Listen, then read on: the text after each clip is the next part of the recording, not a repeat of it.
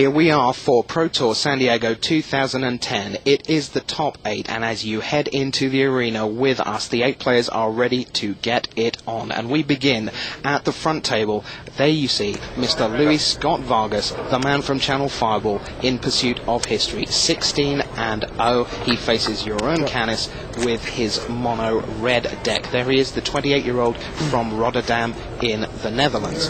Already we're into action with Luis, with Birds of Paradise, and that has gone away very, very quickly indeed. Oh, that's a Wildner Cattle, right? Is that? No, that's a Noble Hierarch. Oh, there we go. We just see from Luis Scott Vargas. I believe a Birds was killed on the first turn. That's right. With Burst Lightning. This is part of Luis's strategy. He's like, I'm happy to throw out mana acceleration creatures and use them as vitamins to absorb burn. Before shuffling, I'm also going to cast. If he doesn't kill them, then that's great. Then I'll accelerate up into stuff. For example, accelerating into a Ranger Vios. And already has the Raging Ravine down the red-green land. He goes and gets a pair of Wildner Cattle, 1/1, but that will go up to 3/3, ideally. And all this, while Canis is just sitting there with a Lonely Mountain. Looks like Canis kept a speculative hand. He had the Burst Lightning, but now he's discarding. This is not looking good for the opening. No, and Ranger Reveals goes into the red zone. Now it's kind of interesting that Jeroen would have kept his hand. He felt like he had a shot in this matchup, but he felt that game 1 was crucially important to him. There go the pair of Wildner Cattles onto the board. 4 monsters for LSV, just 1 mountain for Canis. This is going to be reminiscent of 2007 when Lackman and Van Lunen just monstered their way through in about 2 minutes. There you see the board for LSV, Hierarch, Nacatl, and Ranger of Eos. There's a Scalding Tarn. Oh, so that's land number 2. Crack that. Sack. Yep. You hear him there. Sack. Off we go. But he's got a lot of killing to do. And a Raging Ravine looming as well. Yeah. I mean, I guess the one thing that Canis will be looking for, ideally an Earthquake, sooner rather than later, to try and get most of the board away, but there's still Raging Ravine, which starts off as a 4/4. He's not going to have the time. He needs 2 more mana for that Earthquake to be at all relevant. Yep. Those Wild Nacatls can be 3/3s on demand with the Arid Mesa down there. And but I think this is a Searing Blaze. Searing Blaze. Targeting away goes Nacatl and you. 16, and then I'm going to go to 15 because I'm going to sack Arid Mesa. And we're pretty certain that Canis has Earthquake in hand, so if he ever gets the time to get there, he's got it ready. But it is hard to imagine he will be given that time by LSV. It's hard to imagine that would be enough as well. Yep. So are we about to see Bloodbraid Elf? 5 mana, 1, 2, 3, 4. Elspeth. Elspeth. Out comes the first Planeswalker of this top 8. +3/+3. +3/+3. Sir Mash. Canis. Jeroen is down to 6. That is not good at all. And essentially game over. We're just about done. Flying Raging Ravine next turn, even if he can somehow clear the board. Yep. Earthquake's apparently one of the pivotal cards in this matchup, which may be why Jeroen kept the hand and just hoped he would find the mountains to make it work. And did not happen. Luis Scott Vargas, 1 to the good. Now, if you're Canis, how do you feel after taking approximately 3 minutes to go 1-0 down against Mr. 16-0? Canis felt that game was very, very important for him, and I'm sure he's feeling pretty disheartened here. He doesn't like his chances after sideboarding as much, although he does get to bring in a lot of fire. He brings in Punishing Fires and Quenchable Fires. Okay, well, let's see if we can take a look at the 2 sideboards. We'll see if we can get that up on screen for you. You see LSV there busy sorting through his deck, looking for what he's going to take out. And there is the Luis Scott Vargas board for you to all have a look at home, get a feel for what he might be doing. VDM, what's your take on this? So, it's my impression that LSG is going to bring in the Basilisk Collar. He's going to bring in another Stoneforge Mystic. He's certainly going to bring in the 2 Baneslayer Angels. And we can almost certainly expect him to bring in the 4 Cunning Spark Mages to pair up with the Basilisk Collar.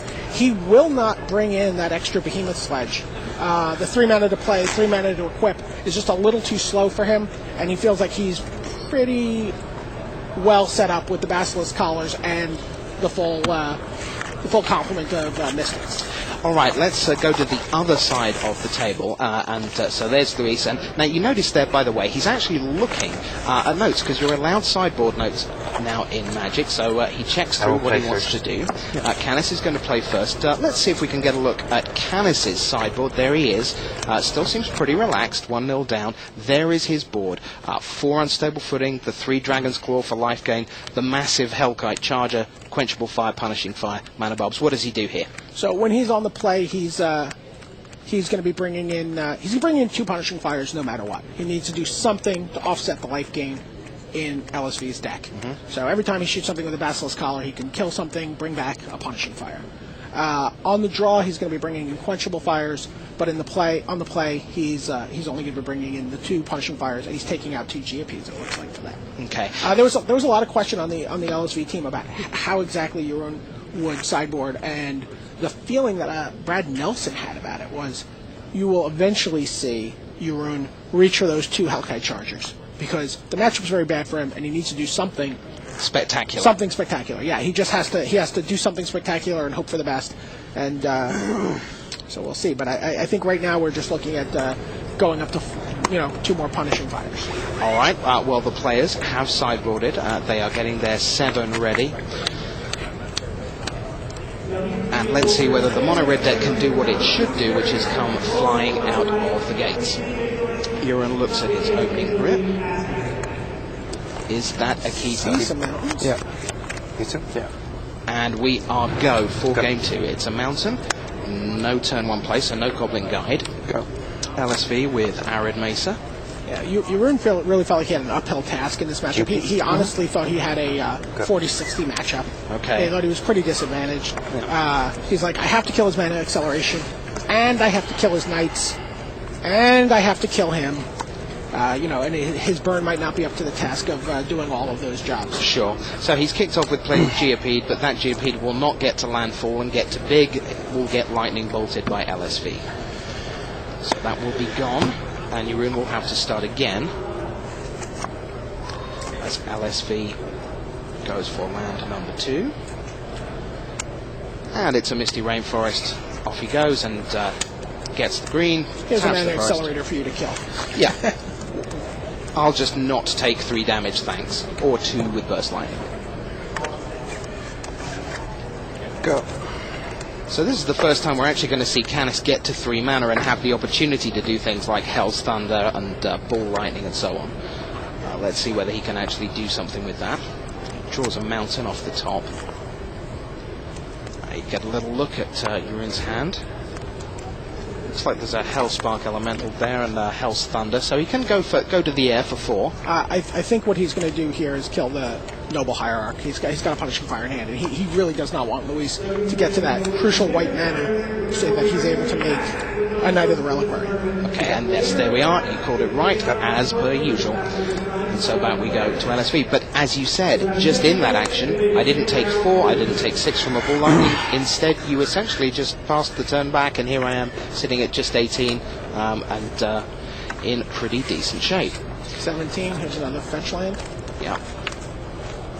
LSV very much old school in his basic land choice. I think they've been sort of hitting people since around about 1995. There is the Cunning Spark Mage out of the board, the 0-1 haste, ping, and that is part of the funk with Basilisk Collar. Those 2 together are seriously entertaining Magic. Although now the Punishing Fire on the board means you're not going to be able to get that going for very long. Sure. Arid Mesa, out comes another burn spell. The Cunning Spark Mage goes away. I go to 18 right away. Fetch. Yep. Very straightforward communication between the 2 players. You can clearly hear they're being very explicit about what they're doing. There you see all 4 tables are underway. Wesco at the back there. Of shot. Former Player of the Year doing some reporting for the Japanese side. Yep. Shuhei Nakamura there taking notes. Not incidentally the best Nakamura of the weekend. That goes to Hajime Nakamura, the level 4. Ball Lightning just took Luis Scott Norris down to 11. There's Terramorphic Expanse, and there's Basilisk Collar, the other half of the combo, but the Spark Mage, as you can see at the bottom of the screen, is already in the graveyard. Back we go to Canis. Looks like Teetering Peaks he's drawn there, which strangely enough is not that exciting when you have no men in play. So he's looking at 3 cards in hand. How many lands do you have? Let's just count that Knight of the Reliquary that you may or may not have That eventually. you may or may not be expansing for. Yeah. Hellstunder? So there is the 4/4 flyer with haste. Now comes the Teetering Peak, so that'll be 6 through 5. the air, and LSV is down to 5. Go. So now things get a little bit tense for LSV, because this is what the red deck does, and it does have the burn to just kill you from nowhere. So LSV maybe slightly on the ropes here in game 2. Well, again, he's got a landlocked Baneslayer Angel coming up. Basically, Knight of the Reliquary is with a Basilisk Collar is going to be able to get in there for 7 or 8. Yep. Draws for the turn. Go. There is Knight of the Reliquary. So that's landing as I believe a 6/6.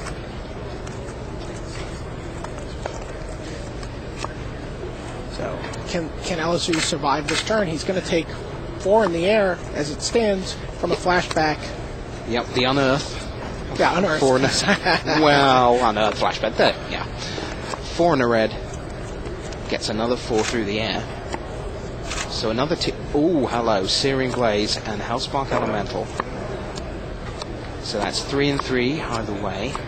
He cannot though.